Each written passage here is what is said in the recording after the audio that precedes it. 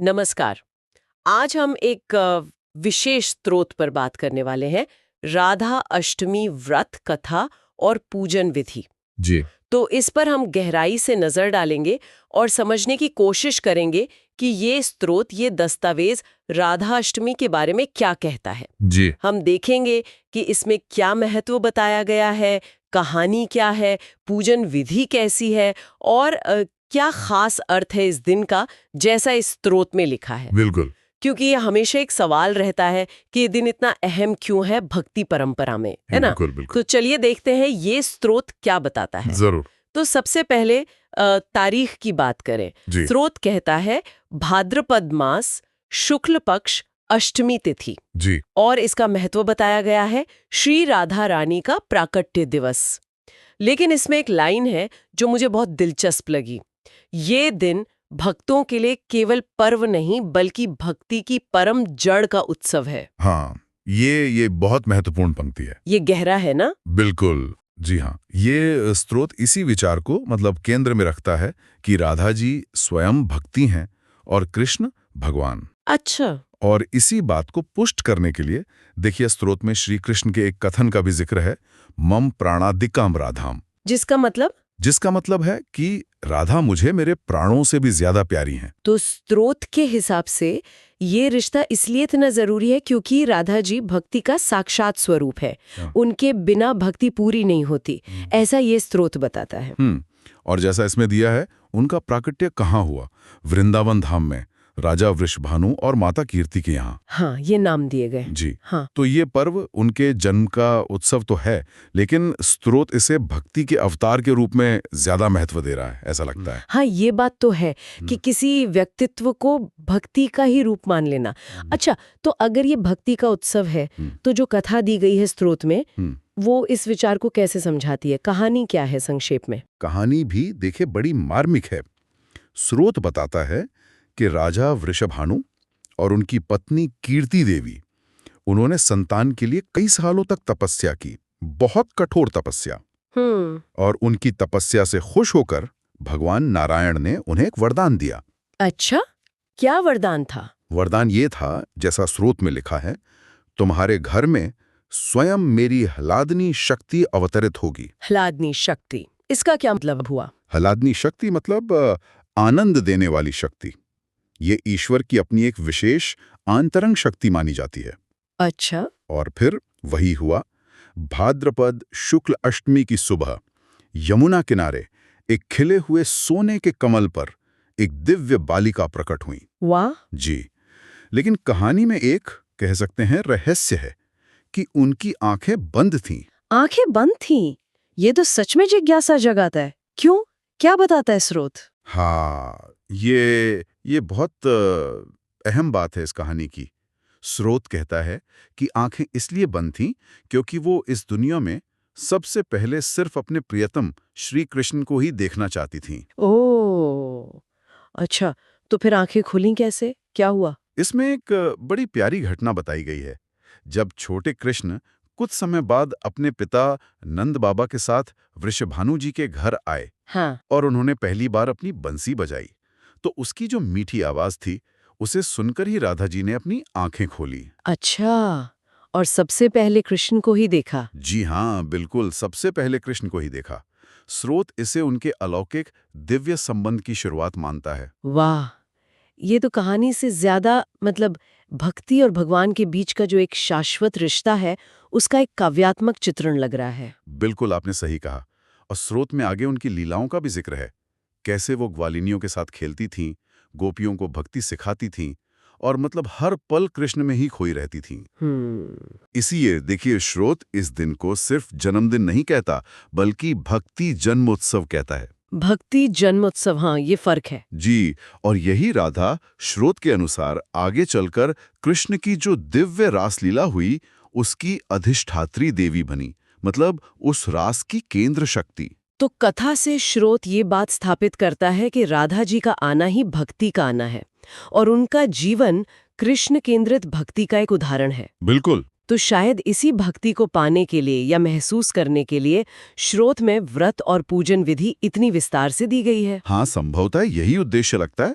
जो लोग व्रत रखते हैं इस दिन, उनके लिए श्रोत ने कुछ खास तैयारियां बताई हैं। क्या क्या है वो? जैसे सुबह जल्दी उठना, स्नान करना, हो सके तो सफेद कपड़े पहनना। सफेद वस्त्र, हाँ लिखा है। जी, फिर घर की साफ सफाई करके उसे सजाना, फूलों से, आम के पत्तों से, जिन्हें आम्र पल्लव कहा गया है। हाँ। और फिर मन में राधा जी का ध्यान करके व्रत का संकल्प लेना। संकल्प कैसे? उसके लिए एक वाक्य भी दिया है, आज मैं श्री राधा कृपा हेतु व्रत धारण करती हूँ, ये बोलना होता है।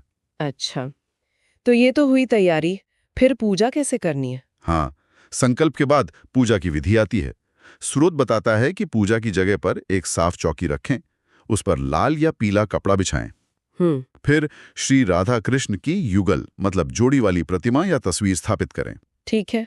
साथ में एक कलश रखने की भी बात है। उसमें जल भरकर आम के पत्ते और ऊपर एक नारियल, ये मंगल का प्रतीक मानते हैं ना? हाँ, कलश स्थापना तो कई पूजाओं में होती है। जी। फिर पूजा शुरू करने से पहले गंगा जल या शुद्ध जल से आचमन करते हैं, मतलब खुद को और पूजा की सामग्री को पवित्र करना। शुद्धि के लिए? हाँ, शुद्धि के लिए। फिर धूप जलाना, दीपक जलाना, राधा कृष्ण को फूल चढ़ाना, अक्षत यानी चावल, रोली, चंदन और जो भी सुगंधित चीजें हों वो अर्पित करना। इसमें राधा जी की प्रिय श्रृंगार की चीजें और फल मिठाई का भोग लगाने का भी जिक्र है। अच्छा, क्या कोई खास मंत्र भी है जपने के लिए? हाँ, एक सरल सा लेकिन बहुत प्रभावशाली मंत्र दिया है, ओम राधाय नमः। ओम राधाय नमः। जी, इसे 108 बार जपने का सुझाव है। माला से जप सकते हैं और जपते समय राधा जी के रूप का ध्यान करना चाहिए, ऐसा कहा गया है। और कोई प्रार्थना या श्लोक? हाँ, एक प्रार्थना श्लोक भी स्त्रोत में दिया गया है। जयति जयति देवी राधे कृपामयी नमोस्तुते भवबंध विमोक्षाय त्वमेव शरणम मम। इसका मतलब क्या हुआ? इसका भाव ये है कि हे देवी राधे, आपकी जय हो। हे कृपा करने वाली, आपको मेरा नमस्कार है। इस संसार के बंधनों से छूटने के लिए आप ही मेरी एकमात्र शरण है। ये तो बहुत गहरी भावना है, भक्त की पूरी निर्भरता दिखाता है। जी बिल्कुल, ये श्लोक राधा जी की करुणा पर जोर देता है। और स्त्रोत के अनुसार ये जो सारी विधियां हैं, पूजा, मंत्र, प्रार्थना, इन सब का असली मकसद श्री राधा जी की कृपा पाना है, उनके लिए अपनी श्रद्धा दिखाना है। और पूजा के आखिर में आरती भी होती होगी? हाँ, आरती का भी जिक्र है।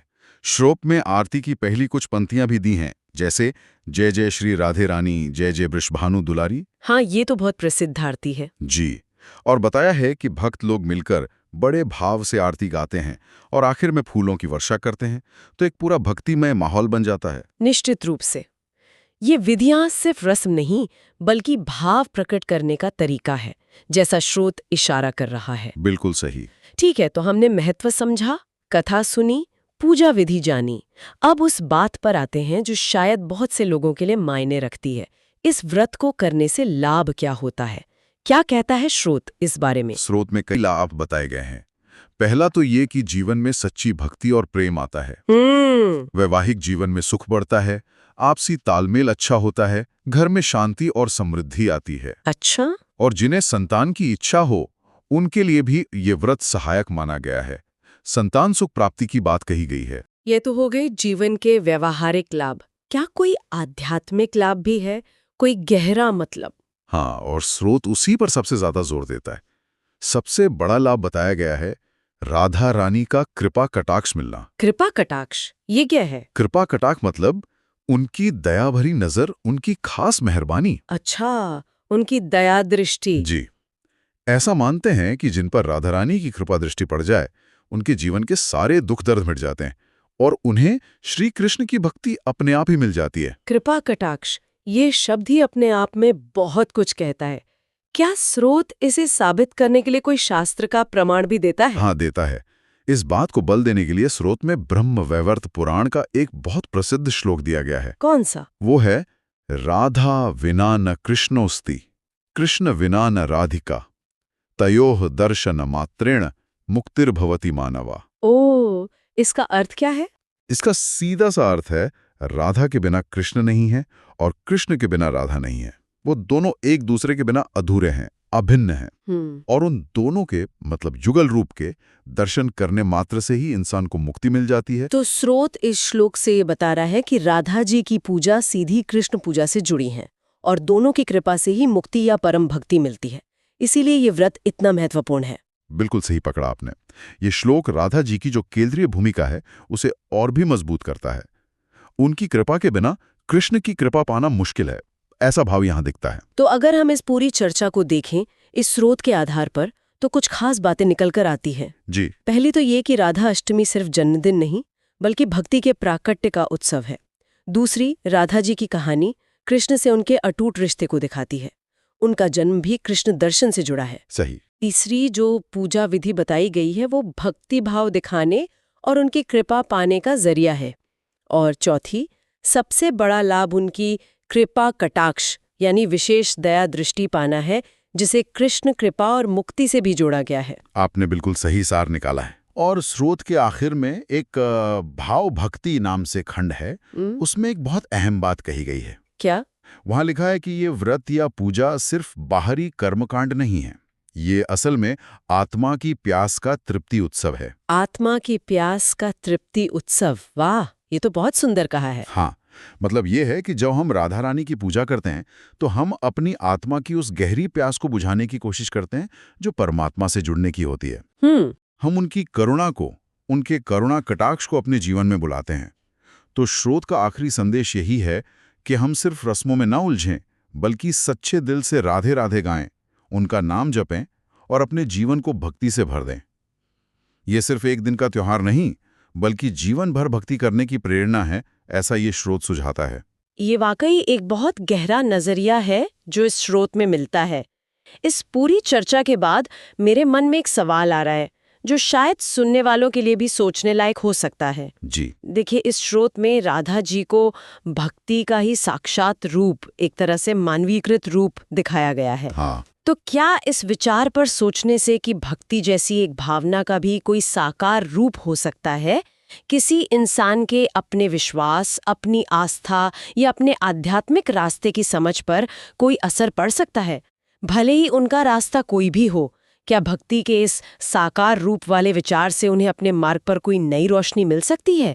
इस पर सोचा जा सकता है।